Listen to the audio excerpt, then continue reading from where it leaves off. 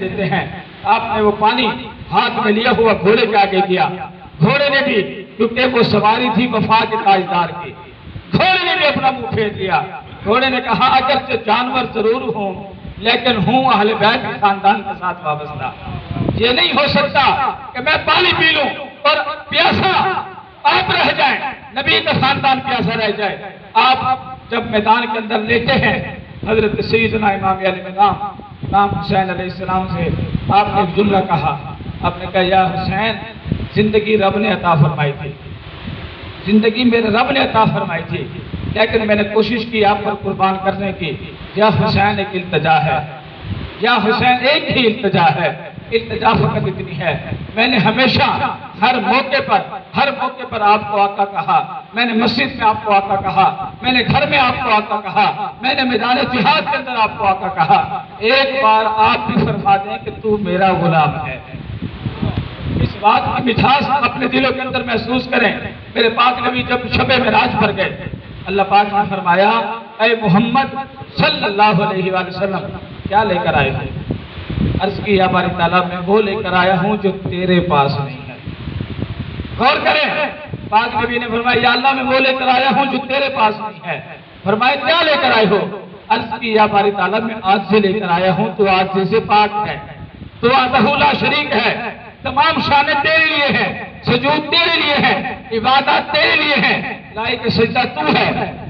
رب ذوالجلال نے فرمایا اے محمد سوال کر ہم عطا فرمائیں گے۔ اللہ کے نبی امام الانبیاء صلی اللہ علیہ وسلم نے فرمایا کیا کمال فرمایا؟ آپ نے کہا یا باری تعالیٰ میں نے جب پتھر کھائے تب بھی کہا تو میرا رب ہے، میں نے مسجد کے اندر نماز پڑھائی تب بھی کہا تو میرا رب ہے، میں گھر میں تھا تب بھی کہا تو میرا رب ہے، میں جہاں بھی گیا میں نے تجھے ہی اپنا رب مانا اور یہی لوگوں کو پیغام دیا۔ یا اللہ ایک التجا کرنا چاہتا ہوں کہ آج تو بھی مجھے اپنا بندہ مان لے۔ کیا مقام عاجزی ہے، کیا مقام عاجزی ہے، وہی جملہ حضرت عباس کی زبان پاک پر ہے۔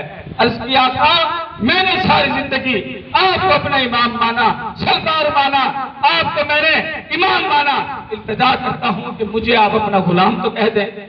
مانگا بھی تو کیا، کہا بھی تو کیا۔ میرے پاک حسین نے جب ایک مرتبہ وہ پیارا نام کہہ کر پکارا، جب اپنا کہہ کر پکارا تو آپ کی روح کو سلسلے سے پرواز کر گئی۔ اور ماں نے وصیت کی تھی کیونکہ آپ 4 بھائی تھے، اور میدان کربلا جب سجنے لگا شمر لئی مردود یہ بھی بنو کندی سے تھا، اور اس کے بارے میں آتا ہے یہ لانتی حافظ قرآن بھی تھا۔ میں نے پہلے بھی یہ جملہ کہا، رب کعبہ کی قسم پاک نبی نے فرما دیا ہے والذی نفسی بیدہ کہ مجھے قسم ہے اس رب کی جس کے قبضے قدرت میں میری جان ہے۔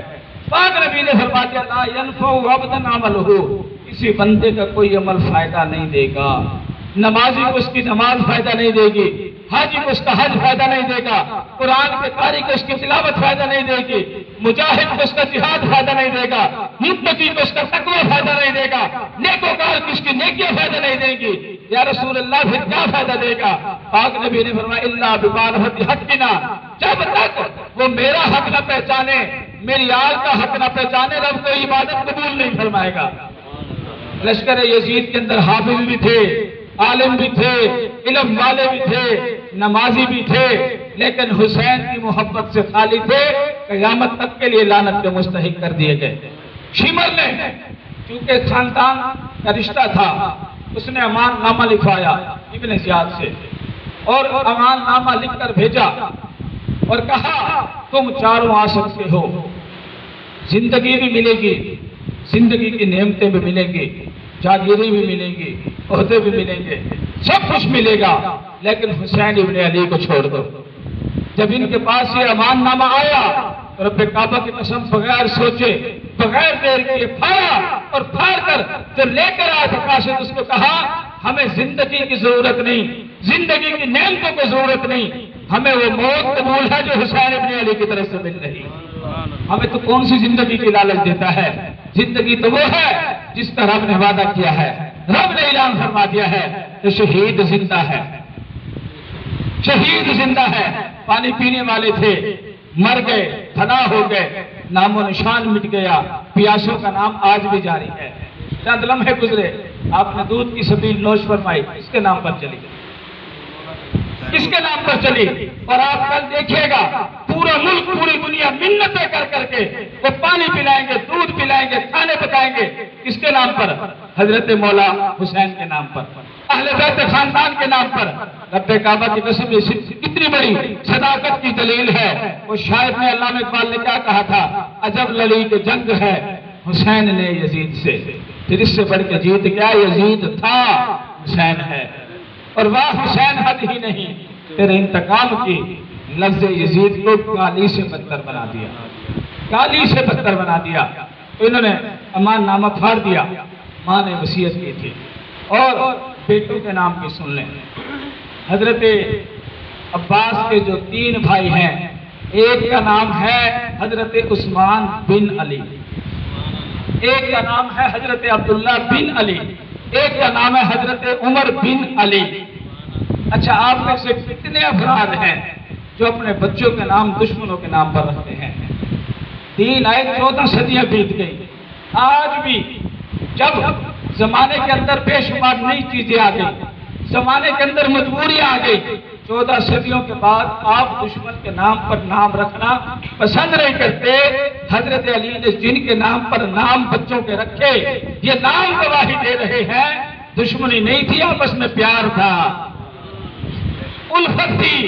حضرت ابوبکر بن علی، حضرت عمر بن علی، حضرت عثمان بن علی، باقی سب کی شہادت بیان کی جاتی ہے، باقی سب کا نام لیا جاتا ہے، ان شہزادوں کا نام کیوں نہیں لیا جاتا؟ یہی تو ساری حقیقت ہے۔ میدان کربلا کے اندر ان شہزادوں کی شہادت بیان کر رہی ہے کہ صحابہ کا اور نبی کی آل کا آپس میں تعلق بھی تھا، رشتہ بھی تھا، پیار بھی تھا، سب کچھ موجود تھا۔ بس اختتامی جملے اور اپنا موضوع جو ہے کل کے لیے تیار کرنے لگا ہوں۔ آذربائیجان جو آج بھی ملک موجود ہے، اس کا بادشاہ ہے، ایک ہی بیٹا ہے، بیٹے کے لیے اس نے اسپیشل، جیسے پاکستان کے اندر فوج کے خاص یونٹ ہے SSG، اس نے اسپیشل کمانڈو تیار کیے ہیں، اپنے بیٹے کے ارد گرد باڈی گارڈ تیار کیے ہیں۔ بیٹا شکار کے لیے نکلا، اب اس کا پاؤں رکاب میں الجھا، وہ نیچے گرا، نیچے پتھر تھا، پتھر پر سر لگا، انا للہ و انا الیہ راجعون، لاش اٹھائی۔ اب سب کانپ رہے ہیں، بادشاہ کے محل میں لائے، بادشاہ کو کہنے لگے، بادشاہ رب کے حکم کے آگے سب مجبور ہیں، جو رب نے زندگی مقرر فرمائی ہے، زندگی اتنی ہی ہے، ہم کچھ نہیں کر سکتے، جو رب کا فیصلہ ہے۔ اس نے کہا میں کچھ نہیں جانتا، تمہارے پاس 24 گھنٹے ہیں، اگر میرا لال میرا بیٹا ہوا زندہ تو پھر تمہاری معافی، اگر میرا لال زندہ نہ رہا تو تم میں سے ایک بھی زندہ نہ رہے گا۔ انہوں نے کہا بادشاہ غصہ نہ کر، یہ رب کا قانون ہے، جانے والا واپس نہیں آتا، تھنوں سے نکلا دودھ واپس نہیں جاتا، کمان سے نکلا تیر واپس نہیں آتا، رب کے قانون کو تو ہم تبدیل کرنے سے رہے۔ اس نے کہا میں باتیں نہیں سنوں گا، دلیلیں نہیں سنوں گا، بس بات ایک ہے، اگر کل تک میرا بیٹا زندہ ہوا تو ٹھیک، کل تک کی مہلت ہے، ورنہ سب مرنے کے لیے تیار ہو جاؤ۔ بادشاہ اپنے کمرہ خاص میں چلا گیا، ایک سینئر وزیر گھر آیا، چہرے پر پریشانی، گھر والے نے پوچھا خیریت تو ہے؟ کبھی کبھی گھر والے سے بھی مشورہ کر دینا چاہیے، مشورے کے اندر بڑی برکت ہوتی ہے۔ اس نے کہا کہ یہ ماجرا ہے، اس نے کہا کوئی مسئلہ نہیں، اس نے کہا مسئلہ کوئی نہیں، اس نے کہا کہ میں رہنے والی ہوں مدینہ کی، مدینہ کے اندر ایسی ہستیاں رہتی ہیں، اہل نبوت کا خاندان، رب کعبہ کی قسم وہ جس کو چاہیں زندگی عطا فرما دیں۔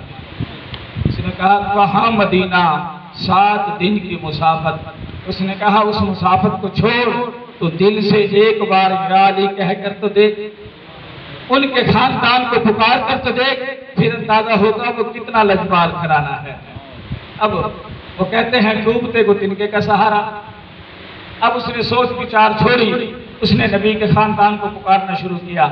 چند لمحے گزرے، کیا دیکھتا ہے؟ ہم شکل پیغمبر حضرت امام حسن پاک، شان آپ کی یہ ہے جب آپ گھر سے باہر نکلتے تو چہرے انور کو ڈھانپ لیتے، چہرے انور کو ڈھانپ لیتے۔ ایک بار آپ حرم پاک میں آئے، 25 حج آپ نے کیے ہیں، بے شمار عمرے کیے ہیں، تو اس وقت حرم میں شور پڑا، عبادت کو سب نے چھوڑ دیا، طواف کو چھوڑ دیا، نوافل کو چھوڑ دیا، قرآن کی تلاوت کو چھوڑ دیا، کوئی آپ کے چہرے کی زیارت کرتا ہے، کوئی قدموں کے بوسے لیتا ہے۔ وہاں پر مصر کے لوگ بھی آئے ہوئے تھے، لوگوں نے کہا تم بھی آؤ زیارت کر لو، انہوں نے کہا کہ ہم حضرت یوسف علیہ السلام کے شہر سے آئے ہیں، ہم نے بڑے بڑے حسین دیکھے ہیں، یہ کون سے ایسا حسن آ گیا ہے کہ لوگوں نے ساری باتیں چھوڑ دی۔ بس اب یہ گفتگو چل رہی تھی کہ سامنے سے حضرت امام الانبیاء کا لال آیا، حضرت پاک حسن آئے، اور حسن کا معنی عربی لغت میں یہ ہے موت بھی جس کے چہرے کے حسن کو بگاڑ نہ سکے اسے حسن کہتے ہیں۔ اتنی شان والے جب ان کی نگاہ آپ پر پڑی، پتھر ہو گئے، جامد ہو گئے، ساکت ہو گئے، پاک حسن تشریف لے گئے، وہ ٹھہرے ہیں۔ اس نے ہلا جلا کر کہا کہاں کھو گئے؟ انہوں نے کہا رب کعبہ کی قسم، جس یوسف علیہ السلام کے حسن کی گواہی رب نے دی ہے کہ زلیخا اور اس کی عورتوں نے اپنی چھریوں سے ہاتھ کاٹ لیے تھے، انگلیاں کاٹ لی تھی، میں کہتا ہوں یہ وہ چہرہ سامنے آیا ہے۔ اگر کوئی اپنی گردن پر چھری پھیر لے جو گردن کٹ جائے گی، تکلیف کا احساس نہیں ہوگا۔ یہ اتنا باکمال ہے۔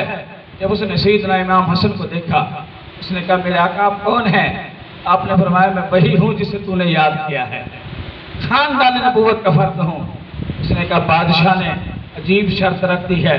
آپ نے فرمایا کوئی بات نہیں، رب نے ہمیں یہ حکمت بھی عطا فرمائی ہے، یہ حکمت بھی عطا فرمائی ہے۔ اس نے کہا حضور چلیں، یاد رکھیں اس خاندان کی حکمتیں بڑی ہیں۔ امام سجاد امام زین العابدین علیہ السلام واقع کربلا کے بعد جب آپ بیٹھے ہیں، ہاتھ بندھے ہوئے ہیں، بیڑیاں ڈلی ہوئی ہیں، قافلے کے قریب ایک عورت آئی، روتی ہوئی زارہ قطار کہنے لگی اے قافلے والو تم میں اگر کوئی حکیم ہے، طبیب ہے تو میرا بیٹا بڑا بیمار ہے۔ یزیدی ہنس کر کہنے لگے تنزیہ نیت سے کہ یہ جو اونٹ کی پشت پر بیٹھا ہے یہ طبیب ہے، اسے لے جاؤ، ہاتھ میں بیڑیاں ہیں، پاؤں میں بیڑیاں ہیں۔ آپ گئے، جب اس گھر کے قریب پہنچے اندر سے آواز آئی رونے کی، اس عورت کو کہا گیا تیرا بیٹا انا للہ و انا الیہ راجعون۔ اس نے کہا حضور پھر آپ جائیں، میرا بیٹا تو مر گیا، اس مقصد کے لیے آپ کو لے کر آئی تھی۔ آپ نے فرمایا کوئی بات نہیں، ہم صرف دنیا کی بیماریوں کو نہیں، ہم اس بیماری کا حل بھی جانتے ہیں۔ اس نے جب واقعتاً آپ نے اس کا بازو تھاما، اندر لے کر گئے، آپ نے فرمایا یا اللہ حسین کے بیٹے نے کتنا بڑا امتحان دیا ہے، کتنا بڑا امتحان دیا ہے۔ حضرت یوسف اپنے والد کے بیٹے، جب اکیلا یوسف دور ہوا تھا آنکھوں سے، یعقوب علیہ السلام کی بینائی چلی گئی تھی۔ حضرت ابراہیم بیٹے کی گردن پر چھری پھیرنے لگے تھے، آنکھوں پر پٹی باندھ لی تھی، پر کیا شان ہے اس گھرانے کی، سب کچھ آنکھوں سے دیکھا، نہ حوصلے میں کمی آئی، نہ صبر میں کمی آئی، نہ زبان پر شکوہ آیا۔ امام سجاد نے کہا یا اللہ ہم نے جو امتحان دینا تھا دیا، نہ شکوہ کیا۔ پرنم الہ آبادی نے کہا تھا زخم پہ زخم تھا کہ جی خون جگر کے گھونٹ پی، آہ نہ کر لبوں کو سی یہ عشق ہے دل لگی نہیں، یہ عشق ہے دل لگی نہیں۔ آپ نے کہا یا باری تعالیٰ میں نے تو جہاں تک صبر ہوا کر کے دکھایا، یا اللہ میری دعا کو خالی نہ لوٹا، اس مائی کے بیٹے کو زندگی عطا فرما دے۔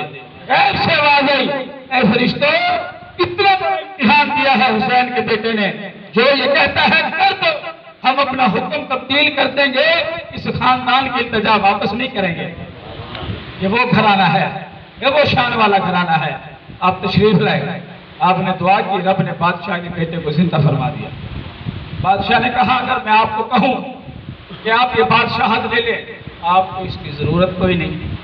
شاعر کہتا ہے جس کے لیے یزید نے لاکھوں جتن کیے، وہ تاج تو حسین کے قدموں کی دھول ہے۔ اس نے کہا اگر انعاموں کے نام دینا چاہوں تو آپ کو اس کی بھی ضرورت کوئی نہیں۔ آپ نے فرمایا جو تیری سب سے بڑی بیٹی ہے ام فروا، میں اس کے ساتھ شادی کرنے آیا ہوں۔ اس نے کہا حضور آپ میری بیٹی کا نام جانتے ہیں؟ آپ نے فرمایا میں یہ بھی جانتا ہوں کہ رب اس سے مجھے جو بیٹا عطا فرمائے گا نام قاسم ہوگا، وہ بھی دین مصطفیٰ پر کربلا میں شہید ہوگا۔ انشاءاللہ کل ہم حضرت قاسم ان کی شہادت کا بیان بھی کریں گے، اور آخر میں مولا کائنات کی شہادت کا مختصر بیان بھی ہوگا، اور پھر سب سے آخر میں ہم آپ کو دشمنان حسین کا انجام بھی بیان کریں گے۔ تو علیہ البلاغ۔